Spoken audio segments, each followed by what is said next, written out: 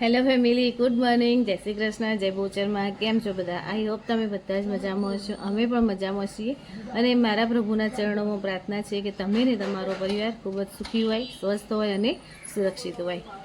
તો આજે થઈ ગયો છે રવિવાર અને મે ત્રીજી મે થઈ ગઈ. મે મહિનો બેસી ગયો છે. આ મે મહિનાને આજે 3 દિવસ થઈ ગયા છે.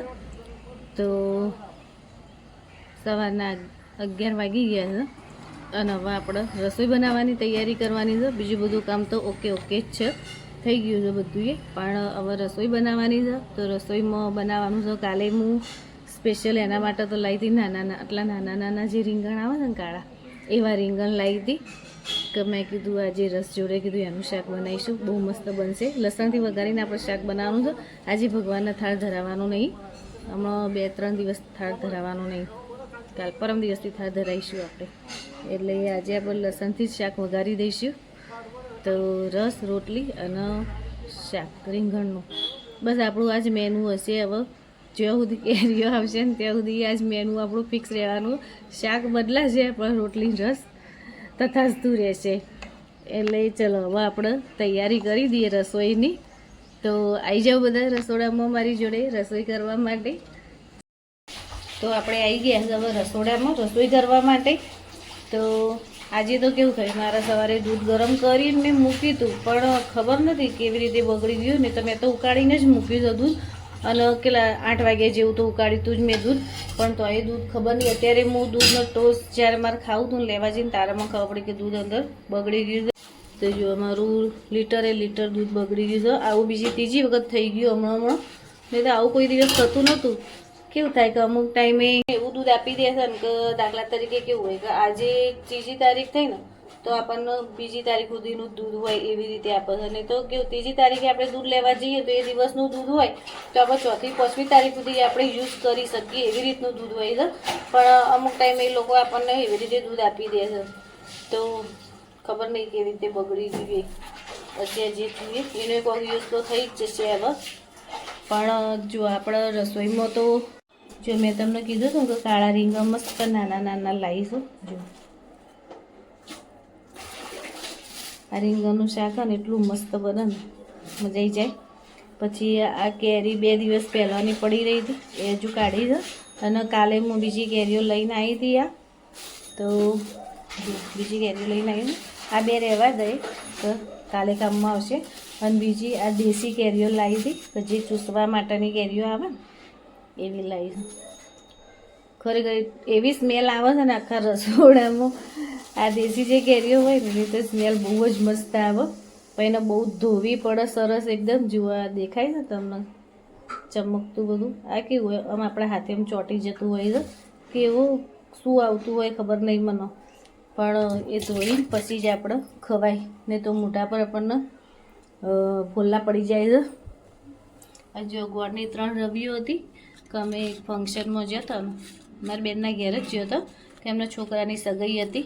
એટલે પછી ત્યાં રિવાજ હોય ને એ રીતે આપણને ગોળ અને ચોકલેટ એવી રીતે પેલા બટવામાં ભરીને આપી હતી. તો હવે આપણે શરૂઆત કરી દઈશું રસોઈ કરવાની. તો પહેલાં કેરીઓ આપણે પલાળીને મૂકી દઈએ, રોટલીનો લોટે પલાળીને મૂકી દઈએ, છેલ્લે શાક સમારીએ. એટલે ત્યાં સુધી મેં 2 વસ્તુ પલળતી થઈ જશે. એટલે અડધો કલાક પછી આપણે રોટલી બનાવીશું, રસ બનાવીશું, ત્યાં સુધીમાં સરસ પલળીને તૈયાર થઈ જશે.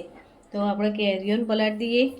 પછી રીંગણ લાવ્યા છીએ તો રીંગણને એક વાડકામાં પાણી ભરીને મૂકી દઈએ. તો જો આપણે ડોલમાં કેરીઓ પલાળી દીધી છે કે અડધો કલાક કેરી પલળે ને પછી રસ કાઢીએ ને તો એ સરસ એકદમ ઠંડો રસ નીકળે છે. અને જે દેશી કેરીઓ લાવી હતી એ આપણે ચૂસવાની હતી એટલે જ્યારે ખાવી હોય ને ત્યારે જ આપણે ધોઈશું. અને રીંગણે પલાળીને થોડી વાર મૂકી દઈશું, પછી આપણે એને સમારીશું. તો રીંગણે મેં પલાળીને મૂકી દીધા હતા અને હવે એની ઊભી આપણે ચીરીઓ કરી દઈશું સરસ. એના બધા પીસ હું ઊભા કરીને જ સમારું છું કે પહેલેથી એવી આદત જ છે અમારા ઘરમાં કે અમે રીંગણ લાવ્યા હોય કે રવૈયા લાવ્યા હોય તો આવી રીતે ઊભા પીસ જ કરી દેવાના. સરસ શાક બને છે. લસણથી વઘારીએ છીએ ને તો એકદમ ટેમ્પિંગ શાક બને છે. તો શાક તો સમારી દીધું હતું અને શાક વઘારવા માટે આપણે તેલે લઈ લીધું હતું કુકરમાં, અને આજે લસણની મેં ઊભી ઊભી ચીરીઓ કરી હતી. વઘારવામાં આજે આખું લસણ નહોતું લીધું, એની ઊભી ચીરીઓ જ કરી દીધી હતી. અને વઘારમાં થોડું મરચું અને હળદર લઈ લીધી હતી, જેનાથી શાકનો કલર એ સરસ આવે. પછી જે રીંગણ આપણે સમારીને રાખ્યા હતા ને એ વઘારી દીધા, અને એની અંદર બધો મસાલો કરી દીધો હતો, કે જેમ કે મીઠું, મરચું, હળદર ને ધાણા જીરું. બસ આટલું જ આવશે. આજે આ શાકમાં ખાંડ કે એવું કશું આવશે નહીં. એટલે આની અંદર રીંગણ જ એકલા હતા ને એટલે બહુ પાણીની એમાં જરૂર પડે નહીં. આ તો કુકરમાં વઘારવાનું હતું ને એટલે થોડુંક એ પાણીની જરૂર પડી. પછી જો આપણે શાકે થઈ ગયું હતું, રસે થઈ ગયું છે, અને રોટલીએ બનાવી દીધી છે, અને આપણી થાળીએ પીરસી દીધી છે. આજે ભગવાનને થાળ ધરાવવાનો હતો નહીં એટલે આપણી થાળી સીધી પીરસી. હેલો ફેમિલી, ગુડ ઇવનિંગ, જય શ્રી કૃષ્ણ. અને થઈ ગયા છે સાંજના 5:30, અને અત્યારે આપણે બનાવવાની છે લસણિયા સેવ. તો લસણિયા સેવ બનાવવા માટે આપણે પહેલાં તો લસણ ફોલી લઈશું. તો જો નેન્સી લસણ ફોલવા માટે બેઠી છે. તો નેન્સી લસણ ફોલો ને ત્યાં સુધીમાં આપણે ચણાનો લોટ હોય એને ચાળી લઈશું. નેન્સી ભાવે ને તને લસણિયા સેવ? તો લસણિયા સેવ બનાવવા માટે આપણે એનું મેઇન ઇન્ગ્રેડિયન્ટ હોય છે કે લસણ જ છે. તે જે આપણે નેન્સીએ ફોલીને રાખ્યું હતું સરસ, જો એને કેટલી બધી કળીઓ એ ફોલી દીધી હતી. કે લસણિયા સેવમાં તો લસણ વધારે જ જોવે. અને આપણે ચણાનો લોટે ચાળીને લઈ લીધો હતો. પછી એનું માપ એ રીતનું હતું કે 1 વાટકી તેલ ને 1.5 વાટકી પાણી, એ રીતનું જ હું લઈને સેવો બનાવું છું. બહુ જ મસ્ત સેવો બને છે. આ રીતે બનાવીએ ને તો બહુ સરસ સેવો બને છે. તો જો 1.5 વાટકી મેં પાણી લીધું હતું, અને સામે 1 વાટકી તેલ લીધું હતું. પછી એની અંદર મીઠું લઈ લીધું હતું, મરચું લીધું હતું.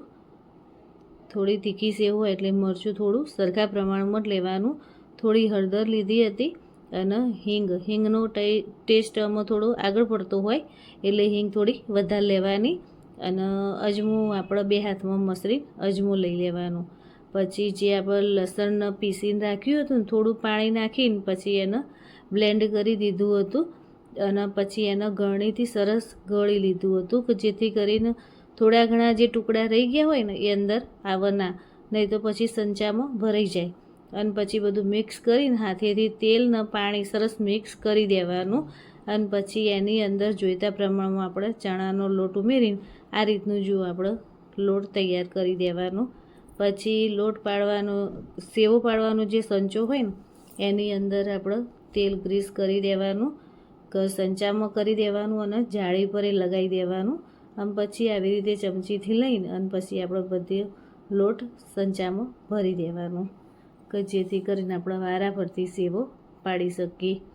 તો અંદર સમાય એટલો લોટ ભરી દીધો હતો. અને જે ઉપરનો એ ભાગ હોય લીડનો એને તેલ લગાવી દીધું હતું, કે જેથી કરીને એનો લોટ ચોટે નહીં. અને પછી જો આવી રીતે આપણે સરસ તેલે મૂકી દીધું હતું. ગરમ થયું એટલે આપણે ગેસ ધીમો કરીને પછી આપણે સેવો પાડી હતી. તો જો કેટલી સરસ સેવો બની છે. અને સેવો એકદમ મસ્ત બની હતી, એકદમ પોચી રૂ જેવી થઈ હતી.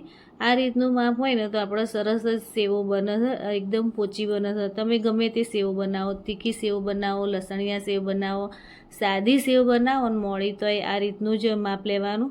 બહુ જ સરસ સેવ બને છે. અને આ રીતનું માપ હું તો આ રીતે જ માપ લઉં છું, એકદમ પરફેક્ટ માપ હોય છે.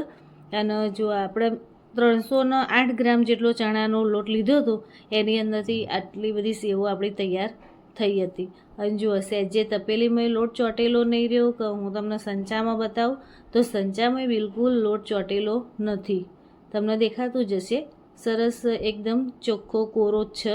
અને જે થાળીમાં આપણે સંચો મૂકતા હતા ભરી ભરી, એમાંય સહેજે લોટ ચોટ્યો નહીં. અને જો આપણો ડબ્બો ભરાઈ ગયો છે સરસ સેવોથી. અને આટલી સેવો જો આપણે ઘરેથી આપણે કરીએ તો આપણને સસ્તી, સારી, સહેલી પડે.